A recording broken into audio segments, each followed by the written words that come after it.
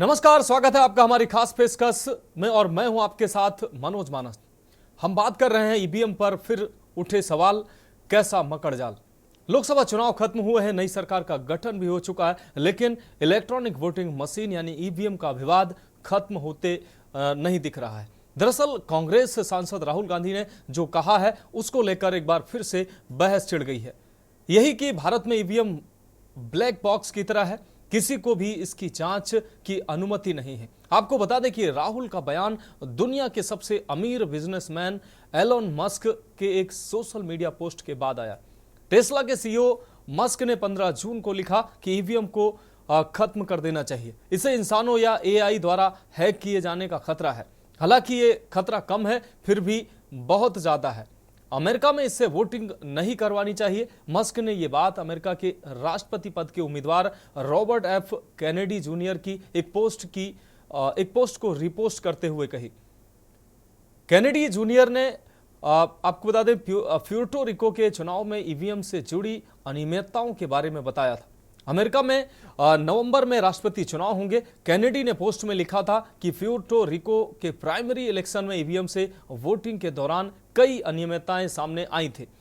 सौभाग्य यह है कि एक पेपर ट्रेल था, इसलिए समस्या की पहचान की गई और वोटों की गिनती को सही किया गया। सोचिए उन क्षेत्रों में क्या होता होगा जहां कोई पेपर ट्रेल नहीं है। अमेरिकी नागरिकों के लिए यह जानना आवश्यक है कि उनके प्रत्येक वोट की गणना की गई है, उनके चुनाव में कोई सेंध नहीं लगाई जा सकती है। चुनाव में इलेक्ट्रॉनिक हस्तक्षेप से बचने के लिए उन्हें पेपर बैलेट पर वापस लौटना होगा। तो भारत में अब एक बार फिर से ईवीएम को लेकर नया विवाद छिड़ गया है।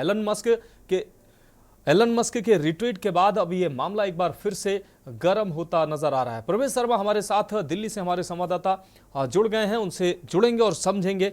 प्रवेश, एक बार फिर से भारत में ईवीएम का जो ये मामला है वो फिर से गर्माता नजर आ रहा है। एलन मस्क के रिपोस्ट के बाद राहुल गांधी ने निशाना साधा है और फिर से एक बार ईवीएम का मामला गरमाया। बिल्कुल, आपने बिल्कुल सही कहा। भारत में चुनाव के दौरान ईवीएम को लेकर विपक्षी दल अक्सर आरोप लगाते रहे हैं और विपक्ष की शिकायत हमेशा ये रही है कि ईवीएम में जो है कहीं ना कहीं गड़बड़ी होती है, या ये कहे कि उनको लेकर ईवीएम पे हमेशा सवालिया निशान खड़े करते हैं। लेकिन अब कांग्रेस नेता राहुल गांधी जो एक्स के मालिक एलन मस्क के पोस्ट के बाद जो है मैदान में कूद गए। ईवीएम को लेकर मतदान में गड़बड़ी की आशंका जताई है और उसको सीधे तौर पर जो है उस पर संदेह व्यक्त किया है। और इसी प्रकार से सेम उनसे पहले एलन मस्क जो एक्स के मालिक हैं, ऑनर है, उन्होंने ब्लैक बॉक्स करके सीधे तौर पर उसे संबोधित भी किया था। जी प्रवेश, एक अहम सवाल है। लगातार भारत का चुनाव आयोग इस बात का खंडन करता रहा है कि ईवीएम को हैक नहीं किया जा सकता है और तमाम राजनीतिक दलों के आरोप के बावजूद भी हर बार इलेक्शन कमीशन ने आप चुनौती कह लीजिए या उसने हमेशा कहा है कि आप आइए और हमारे साथ बैठिए और ईवीएम को हैक करके दिखाइए। उसके बावजूद भी भारत में लगातार ये मामला तूल पकड़ता नजर आया है। अब इस बार के लोकसभा चुनाव में जहां विपक्षी दलों को उनके मंशा के अनुरूप उनको रिजल्ट मिला, उसके बाद हालांकि यह मामला ज्यादा तूल नहीं पकड़ा। नहीं तो ईवीएम का मामला निश्चित रूप से जिस तरीके से हर चुनाव के बाद तूल पकड़ता है, इस चुनाव के बाद उतना तूल पकड़ा नहीं। लेकिन अब जब इस तरीके के ट्वीट सामने आए हैं, एक बार फिर से तमाम चर्चाओं का बाजार गर्म हो गया है। क्या लगता है इलेक्शन कमीशन, हालांकि इलेक्शन कमीशन की तरफ से आज भी सफाई आई है कि बिल्कुल ये भ्रामक है। बिल्कुल, आपने बिल्कुल सही कहा। देखिए, अगर जिस तरीके से लोकसभा चुनाव के परिणाम आए हैं उसको लेकर विपक्ष कहीं ना कहीं संतुष्ट था, क्योंकि इस बार ईवीएम की गड़बड़ी को लेकर इतना हल्ला या सीधे तौर पर कहीं इतना बवाल नहीं हुआ था। लेकिन सरकार बन चुकी है, सब कुछ हो गया है। उसके बाद मैं आपको बता दूं कि दिल्ली के सीपी थाने में एक एडवोकेट ने ईवीएम को गड़बड़ी को लेकर एक शिकायत दर्ज की है और थाने में एफआईआर दर्ज हो चुकी है। इसके अलावा तमाम बड़े नेता जो राहुल गांधी है या कांग्रेस के कई दिग्गज नेता लगातार सवाल उठा रहे हैं। हालांकि इलेक्शन कमीशन इस बात की पुष्टि नहीं करता, वो बार बार इस पर जो भी संदेह है या भ्रामक है उनको कहकर बार बार जो है टालने की कोशिश कर रहे हैं। लेकिन मैं आपको बता दूं कि जब वोटों की गिनती होती है तो सीधे तौर पर पार्टियों के चुनिंदा जो उनके कार्यकर्ता होते हैं वो मौजूद होते हैं, वीवीपैट से मिलान किया जाता है। इसके अलावा हर तरीके की जो सुरक्षा होनी चाहिए ईवीएम को लेकर वो की जाती है और इस पर तमाम दावे जो है इलेक्शन कमीशन कर भी रहा है। लेकिन उसके बावजूद लगातार ईवीएम को लेकर सवाल खड़े हो रहे हैं। निश्चित रूप से लगातार ईवीएम को लेकर सवाल खड़े हो रहे हैं। अब देखने वाली बात होगी कि इस बार फिर से चर्चा ईवीएम की शुरू हुई है और ये चर्चा कहां तक पहुंचती है। प्रवेश, आपका बहुत शुक्रिया इस तमाम जानकारी को साझा करने के लिए। तो आपको बता दें, राहुल गांधी ने ब्लैक बॉक्स से ईवीएम की तुलना की है और एक बार फिर से अब मामला गर्माता नजर आ रहा है। किसी को भी जांच करने की अनुमति नहीं, राहुल गांधी ने यह बात कही। और अब हम बात करेंगे सुरक्षा का मामला, मुस्तैदी पर चर्चा। केंद्रीय गृह मंत्री अमित शाह जम्मू कश्मीर में सुरक्षा स्थिति की समीक्षा के लिए आज नई दिल्ली के नॉर्थ ब्लॉक में एक उच्च स्तरीय बैठक उन्होंने की। राष्ट्रीय सुरक्षा सलाहकार अजीत डोभाल, जम्मू कश्मीर के उपराज्यपाल मनोज सिन्हा, केंद्रीय गृह सचिव अजय भल्ला, इंटेलिजेंस ब्यूरो के निदेशक वर्तमान थल सेना अध्यक्ष general Manoj Pandey, lieutenant general Upendra Dwivedi सहित वरिष्ठ सेना अधिकारी इस बैठक में मौजूद रहे। गृह मंत्रालय में हुई इस महत्वपूर्ण बैठक का फोकस जम्मू कश्मीर रीजन में बढ़ी आतंकी घटनाओं पर रहा। तो जिस तरीके से मौजूदा कुछ समय से लगातार आतंकवादी घटनाएं बढ़ती जा रही हैं, उसको लेकर हाई लेवल ये मीटिंग थी और इसमें गृह मंत्री के साथ सुरक्षा से जुड़े तमाम महत्वपूर्ण अधिकारी शामिल हुए। अखिलेश सिंह हमारे विशेष संवाददाता दिल्ली से हमारे साथ जुड़े हुए हैं। अखिलेश जी, जम्मू कश्मीर में जिस तरीके से अब लगातार एक के बाद एक आतंकवादी घटनाएं बढ़ी हैं, उसके बाद आज हाई लेवल मीटिंग की गई है गृह मंत्री की अध्यक्षता में, क्या कुछ अहम अपडेट है? जम्मू कश्मीर रीजन में लगातार आतंकी हमले बढ़े हैं। इसके बाद केंद्र सरकार लगातार अलर्ट पर है। केंद्र सरकार वहां सुरक्षा निगरानी में तमाम अधिकारियों के साथ जो आज बैठक की, इसकी दो वजह बैठक में थी। अमित शाह केंद्रीय गृह मंत्री की अध्यक्षता में जो बैठक हाई सिक्योरिटी लेवल की हुई, हाई सिक्योरिटी लेवल की बैठक में दो अहम मुद्दों पर आज चर्चा हुई। पहली चर्चा ये हुई कि आतंकी हमले इधर विगत जो 2 सप्ताह के अंदर लगातार हुए हैं एक के बाद एक, इनमें कहाँ चूक हुई, कैसे हुई और क्या वजह रही, इनको कैसे नियंत्रित किया जाए। दूसरी सबसे बड़ी अहम मुद्दा जो रहा है कि 29 जून से अमरनाथ तीर्थ यात्रा शुरू होनी है। तीर्थ यात्रियों के वहां अमरनाथ यात्रा के लिए जाना है, तो उनकी सुरक्षा व्यवस्था कैसी रहेगी। सुरक्षा व्यवस्था में कोई किसी तरह का लीक प्रूफ नहीं होना चाहिए और जो यात्री अमरनाथ की यात्रा के लिए जाएंगे उन पर किसी तरह का कोई आतंकी साया ना रहे और किसी की नजर ना लगे। तो उन तमाम चीजों को लेकर मुद्दों पर बैठक हुई और इसमें केंद्रीय गृह मंत्री अमित शाह की अध्यक्षता में जो नेशनल सिक्योरिटी की जो हाई मीटिंग हुई, उसमें राष्ट्रीय सुरक्षा सलाहकार अजीत डोभाल, जम्मू कश्मीर के उपराज्यपाल मनोज सिन्हा, सेना प्रमुख जनरल मनोज पांडे और अगले सेना के तौर पर जो नामित जनरल लेफ्टिनेंट उपेंद्र द्विवेदी, उसके बाद केंद्रीय गृह सचिव अजय भल्ला, खुफिया ब्यूरो के निदेशक तपन डेका, केंद्रीय रिजर्व पुलिस बल सीआरपीएफ के महानिदेशक अनीस दयाल सिंह, जम्मू कश्मीर के पुलिस महानिदेशक आर स्वयं समेत अन्य शीर्ष सुरक्षा अधिकारी शामिल हुए। इन सभी टॉप लेवल के सुरक्षा अधिकारियों की मौजूदगी में अमित शाह की मीटिंग हुई और दो जो मुद्दे हैं मेन कि आतंकी हमले जो हुए हैं अब आगे ना हो और दूसरा सबसे बड़ा है 29 जून से अमरनाथ की तीर्थ यात्रा शुरू हो, उसमें किसी तरह का कोई दखल यानी खलबली आतंकियों के द्वारा न डाली जाए, उसको पहले से लीक प्रूफ व्यवस्था करके रोका जाए। तो इससे अंदाजा लगाया जा सकता है कि केंद्र सरकार अलर्ट है। जो गलती पहले हुई, जो चूक हुई, जिसकी वजह से ताबड़तोड़ एक के बाद एक करीब 5 आतंकी हमले लगातार हुए हैं, उनको लेकर सरकार अब अलर्ट मोड में है और आगे अमरनाथ तीर्थ यात्रा के दौरान कोई ऐसी वारदात सामने ना आए, उसको लेकर पहले से प्री प्लानिंग करके सुरक्षा व्यवस्था को चाक चौबंद करने के लिए सभी अधिकारियों की मौजूदगी में बैठक हुई और वो उस पर अब लीक प्रूफ तैयारी की जा रही है। निश्चित रूप से अखिलेश जी, इस तमाम जानकारी को साझा करने के लिए आपका बहुत शुक्रिया। तो आपको बता दें, केंद्रीय गृह मंत्री अमित शाह की अध्यक्षता में यह बैठक हुई है जिसमें उपराज्यपाल मनोज सिन्हा और राष्ट्रीय सुरक्षा सलाहकार अजीत डोभाल के साथ तीनों सेनाओं के प्रमुख भी शामिल हुए हैं।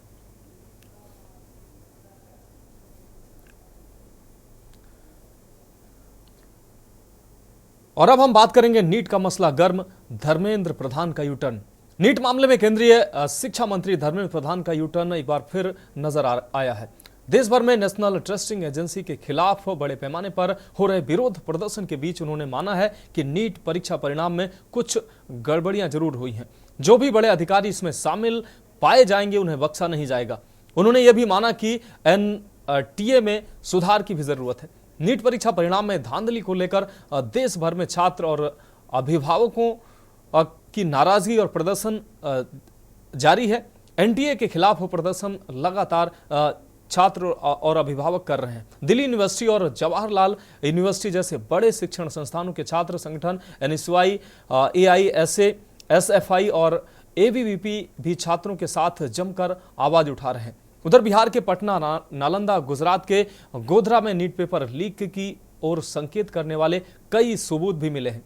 गिरफ्तारियां हो रही हैं। बिहार में पकड़े गए कई आरोपियों ने ईओयू की पूछताछ में पेपर लीक और एजेंसी के अधिकारियों से सांठगांठ की बात कबूल भी की है।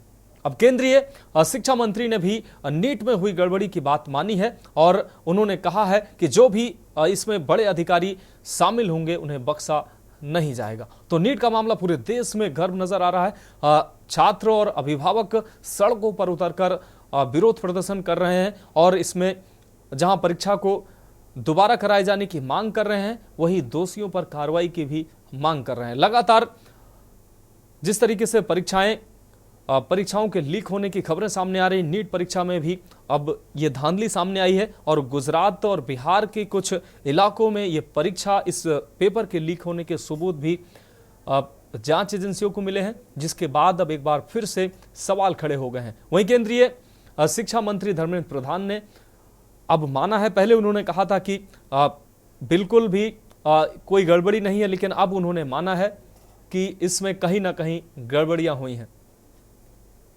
और अब हम बात करेंगे सीएम से गुहार, जिम्मेदारों को फटकार। सीएम योगी आदित्यनाथ ने लोकसभा चुनाव के बाद पहली बार गोरखपुर में जनता दरबार लगाया। गोरखनाथ मंदिर में रविवार सुबह जनता दर्शन में लोगों से मुलाकात कर सीएम ने फरियादियों की समस्याएं सुनी और उनके निराकरण के निर्देश भी संबंधित अधिकारियों को दिए।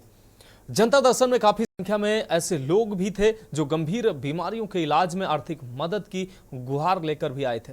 मुख्यमंत्री ने सभी को आश्वस्त किया और सरकारी इलाज में भरपूर मदद करने के लिए उन्होंने आश्वासन दिया। हर जरूरतमंद को इलाज के लिए मुख्यमंत्री विवेकाधीन कोष से भरपूर मदद की जाएगी, उन्होंने ये बात कही। उन्होंने अधिकारियों को निर्देशित भी किया कि गंभीर बीमारियों से पीड़ित मरीजों के मेडिकल इंस्टीमेट की प्रक्रिया पूरी शासन को जल्द से जल्द उपलब्ध कराई जाए। जो भी इंस्टीमेट उनका खर्चा बनता है इलाज के लिए, वो शासन को उपलब्ध कराया जाए। साथ ही जिन पात्र लोगों के आयुष्मान कार्ड नहीं बने हैं अब तक, उनके आयुष्मान कार्ड भी बनवाए जाए।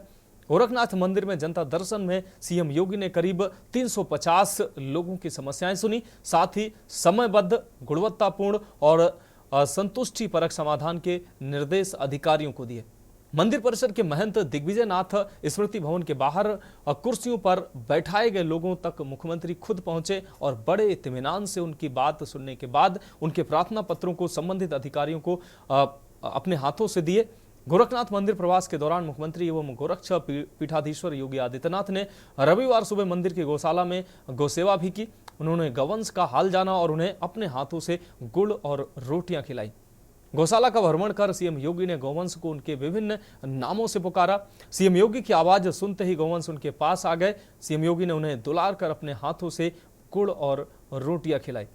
मुख्यमंत्री ने गौशाला के कार्यकर्ताओं से भी गौवंश के स्वास्थ्य, भीषण गर्मी जिस तरीके से पड़ रही है और उसके लिए गौवंश के स्वास्थ्य और पोषण की जानकारी भी ली।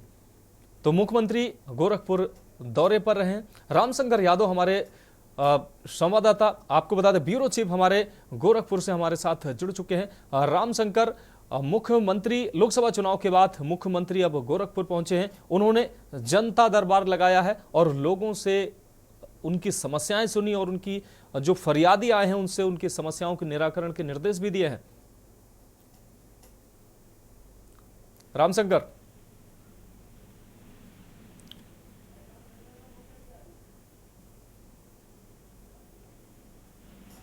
तो हमारे ब्यूरो चीफ रामशंकर से शायद संपर्क नहीं हो पा रहा है। अधिकारियों को निराकरण के निर्देश मुख्यमंत्री ने दिए हैं और जनता दरबार में बड़ी संख्या में पहुंचे फरियादियों से उनकी समस्याएं मुख्यमंत्री ने सुनी है। गोरखपुर के 3 दिवसीय प्रवास पर मुख्यमंत्री गोरखपुर में मौजूद रहे और इस दौरान उन्होंने जनता दरबार भी लगाया। गोरखपुर के अलावा कई अन्य जिलों से भी फरियादी गोरखपुर पहुंचे और मुख्यमंत्री के जनता दर्शन कार्यक्रम में इसमें शामिल हुए। तमाम लोग अपनी फरियाद लेकर पहुंचे, जिसमें कई लोग ऐसे भी थे जिनको इलाज को लेकर समस्याएं थी। आयुष्मान कार्ड उनके नहीं बने हुए थे, जिसको भी मुख्यमंत्री ने अधिकारियों को निर्देश दिए कि ऐसे लोगों का एस्टीमेट शासन को उपलब्ध कराया जाए और जिन लोगों का आयुष्मान कार्ड नहीं बने हैं उनके आयुष्मान कार्ड भी जल्द से जल्द बनवाए जाए। तो गोरखपुर मंदिर परिसर में सीएम योगी ने जनता दरबार लगाया। रामशंकर हमारे ब्यूरो चीफ गोरखपुर से एक बार फिर से हमारे साथ जुड़ चुके हैं। रामशंकर, जनता दर्शन कार्यक्रम मुख्यमंत्री ने लगाया, इस दौरान बड़ी संख्या में फरियादी पहुंचे और फरियादियों की एक एक फरियादी के पास मुख्यमंत्री ने स्वयं पहुंचकर उनकी समस्याएं सुनी। रामशंकर जी बिल्कुल, देखिए निश्चित तौर से मुख्यमंत्री योगी आदित्यनाथ आज अपने प्रवास के दूसरे दिन जो है गौ सेवा करने के बाद जनता, ये चूंकि लोकसभा चुनाव के बाद जब आचार संहिता आती है तो ये पहली बार उन्होंने जनता दरबार लगाया, जहां पर तकरीबन 300 से ज्यादा फरियादी पहुंचे थे। और निश्चित तौर से जिस तरह से लोकसभा चुनाव के बाद मुख्यमंत्री पूरी तरह से सख्त दिख रहे हैं, तमाम अधिकारियों को निर्देशित कर रहे हैं और उनका कहना है कि जिस तरह से जनता से सीधे संवाद बनाए और जो भी जनता थाने पर अपना फरियाद लेके पहुंच रहा है तो निश्चित तौर से उसकी फरियाद विनम्रता पूर्वक सुने और उस पर कार्रवाई करें। तो निश्चित तौर से आज जिस तरह से जनता दरबार में तकरीबन 300 से ज्यादा भीड़ जब मुख्यमंत्री योगी आदित्यनाथ ने देखा तो अधिकारियों पर सिफर गए और अधिकारियों को सही दिशा निर्देश दिया और कहा सही दिशा निर्देश पर काम करें और सबसे पहले जनता की सेवा करें, ताकि जनता का जो विश्वास है, जो जनता अधिकारी से डायरेक्ट जुड़े और अधिकारियों तक जो है मुख्यमंत्री तक ये अगली बार संदेश जाए कि जनता का काम अधिकारी कर रहे हैं। क्योंकि देखिए लोकसभा चुनाव में जिस तरह से उत्तर प्रदेश में हार हुई है तो निश्चित तौर से इस बात से एक संदेश गया है कि कहीं ना कहीं अधिकारी जो है सीधी तरह जनता से नहीं जुड़ते, अधिकारी आम जनता से नहीं मिल रहे हैं, उनका काम नहीं कर रहे हैं। तो इस पर मुख्यमंत्री बेहद ही संजीदा भी हैं और इसको लेकर अधिकारियों को दिशा निर्देश भी दिए हैं। जी और निश्चित रूप से रामशंकर, इस तमाम जानकारी को साझा करने के लिए आपका बहुत बहुत शुक्रिया। तो आपको बता दें कि मुख्यमंत्री ने जनता दरबार लगाया और फरियादियों की समस्याएं सुनी।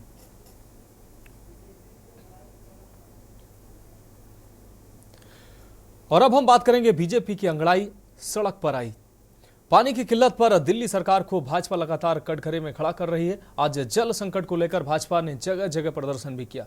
भाजपा नेताओं ने केजरीवाल सरकार के खिलाफ मटका फोड़कर विरोध जताया। इससे पहले कल कांग्रेस ने जल संकट को लेकर मटका फोड़ प्रदर्शन किया था। आपको बता दें कि भाजपा अध्यक्ष वीरेंद्र सचदेवा ने कहा कि दिल्ली में जल संकट का अगर कोई जिम्मेदार है तो वो खुद अरविंद केजरीवाल है और आप सरकार है। दिल्ली में जल संकट प्राकृतिक नहीं है, इनकी लापरवाही, पानी की चोरी, पानी की बर्बादी इसके मूल कारण है, जिसकी वजह से दिल्ली में जल संकट बना हुआ है। 10 साल से आपकी सरकार है। 2024 तक हर घर जल का वादा अरविंद केजरीवाल ने किया था, उस वादे का क्या हुआ?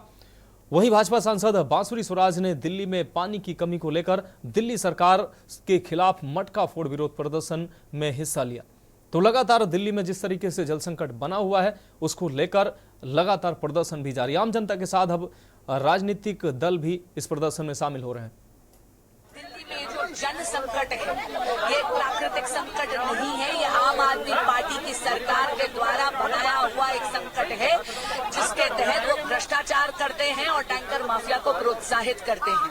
ये बात तो सुप्रीम कोर्ट ने भी इन्हीं की याचिका में इनसे पूछी कि आप वाटर वेस्टेज के लिए कुछ नहीं कर रहे, कि आप दिल्ली में टैंकर माफिया को रोकने के लिए कुछ नहीं कर रहे। लेकिन आतिशी जी को अगर प्रेस वार्ता करने से फुर्सत हो तो वो ग्राउंड पर आकर माननीय मंत्री काम करे ना।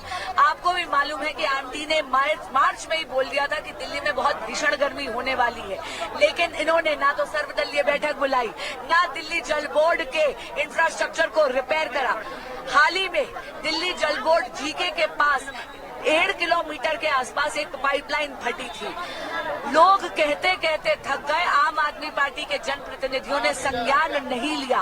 8 जून को मैंने कंप्लेंट करी, निवेदन करा बार बार दिल्ली जल बोर्ड के अधिकारियों से, उन्होंने 9 जून को ही वो पाइपलाइन फिक्स कर दी।